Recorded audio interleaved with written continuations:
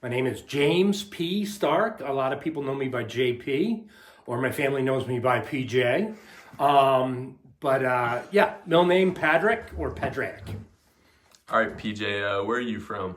I was born in Kalamazoo, Michigan, and then we moved to upstate New York, Binghamton, New York. I want to say I was like 4 years old because my father took a position at the State University in New York. Can you tell me a little bit about Binghamton? Yes, Binghamton was back in the day when immigrants came into New York and Boston. Many cities, bigger cities, especially around rivers, were for commerce. And Binghamton had a lot of factories. So when people came into Ellis Island or Boston, wherever they got in at Boston, I don't know what it is up there, but quite honestly, they would say, okay, I need to go to Endicott Johnson or certain things. So they'd say, which way EJ? Because they didn't know English, and they would register the people through, and then they'd send them Binghamton, New York. And so it was. So, like my dad said in the interview, um, obviously I did my project on my dad. What? Yeah, absolutely.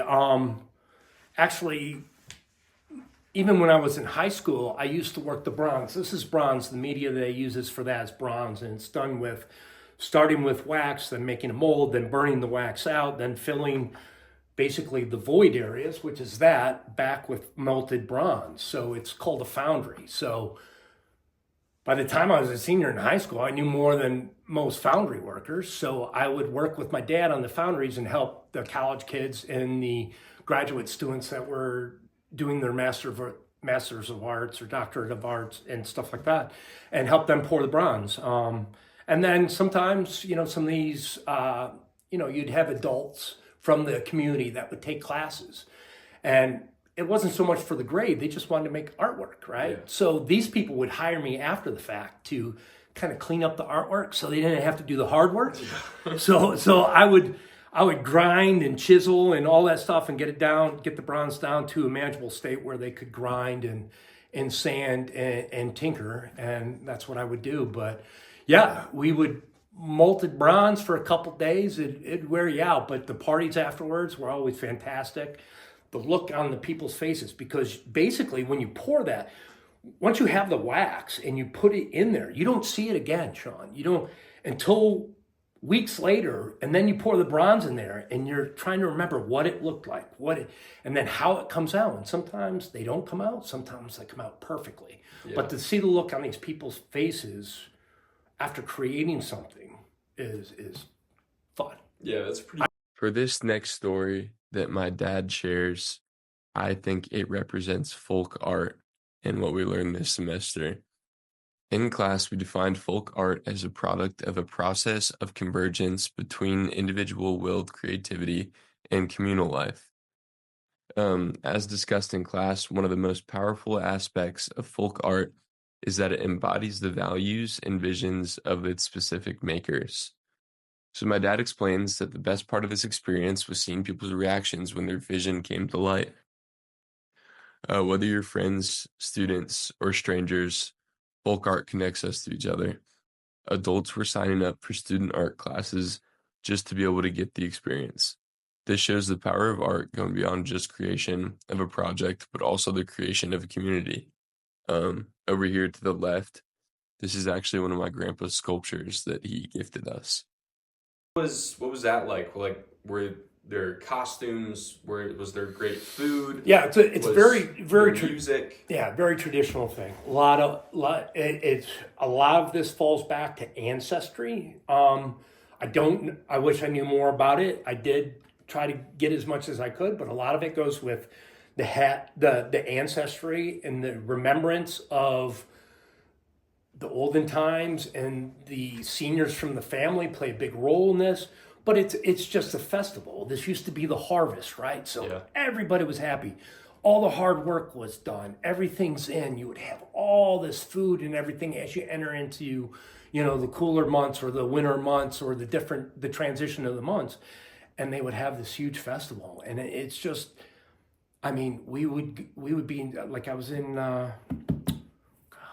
Chamen, and we came out of we went to this kind of club, restaurant, dance place, but we came out, and I was telling you this the other day, and there was just this huge population of Chinese people in this huge square, in this city square that we came out to, all doing this synchronized kind of exercise, dancing, happy. Awesome. Yeah, people were just out. And, the thing is, I remember the first time I went to China, all you think is like, rustic farm. For this next story, when my dad was in China, he experienced a festival, and this was the Mid-Autumn Festival. It falls on the 15th day of the 8th month of the Chinese lunar calendar, and it's the largest and roundest full moon of the year. This was described as the day for emperors to celebrate the year's harvest by giving offerings to the moon and hosting a great feast. When my dad experienced the Mid-Autumn Festival, 2 of the 6 structures for festival were experienced. First, he raves about the food because the Chinese harvest, specifically for the festival, hosts a grand feast. The second structure of the festival that we see is the dance when my dad left the restaurant they were eating at. He walked into a huge festival, and cultural synchronized dance with all the locals was taking place, like right outside the restaurant. A ritual practiced every Mid-Autumn Festival is the mooncake making, and locals make mooncakes and share them with their loved ones as a way to respect the biggest and the fullest moon of the year. It's a very important meal. It's been at everybody's the day after a wedding, whether it was my wedding with my wife Tracy or Shannon's wedding with Michael, Aaron's wedding. Haluki was always there. My grandmother made it. Her 4 sisters made it. And their mother and sisters made it before them. This is a very Eastern European, German, Polish, Eastern European dish. And yeah, I think it resonates our family very much so, because it's at every big family function, formal, wedding, celebration, funerals.